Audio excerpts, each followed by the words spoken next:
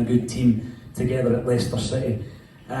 What about your relationship with Lenny? Because obviously you played together, but later on he was to come back to you and ask you to be part of his coaching staff. So talk us through Neil Lennon arriving at Celtic and how you two bonded.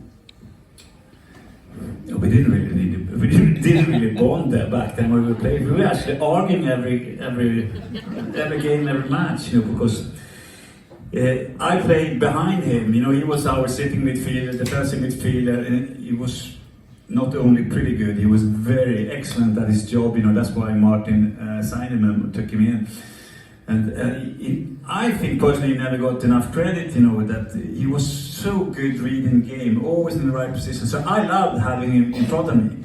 It didn't stop me arguing with him, because I always told him, Lenny, 2 yards right, 2 yards right, because obviously I didn't want the balls into the striker's feet. If we're going to play into the striker, I wanted it up in the air, because then it was quite easy for me to win the ball.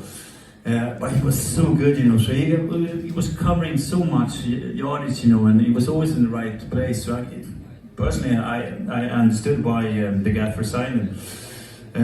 But we were always arguing, not really in the dressing room, but during games, because he liked to keep me on my toes, and I said, fuck off, wake up. You know how he is.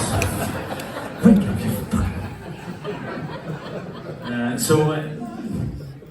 And I wasn't, I didn't speak as much as Lenny on the pitch, but he taught me to, get a wee bit more vocal, and telling you to be in the right position. So we had this, love-hate relationship, on the pitch. Outside was fine, The only time he didn't like me and the gaffer didn't like me was probably it was a party. When Ramon Vega was on loan, he was trying to bond with all the players. So he had a wee bit of party in his flat. So which ended up when me and Mr. Neil Lennon, we actually shared a bottle of brandy.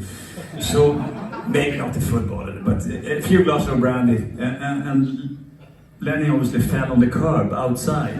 So he got a big cut, and he wasn't too happy, because in the next 3-4 days, he wasn't allowed to train with the team, because the gaffer was so angry with him, so he was moaning at me the rest of his life, rest of his career anyway, footballing career, Lenny. Then he was moaning for them 3-4 days, when he was in there, had some bad blood with the manager.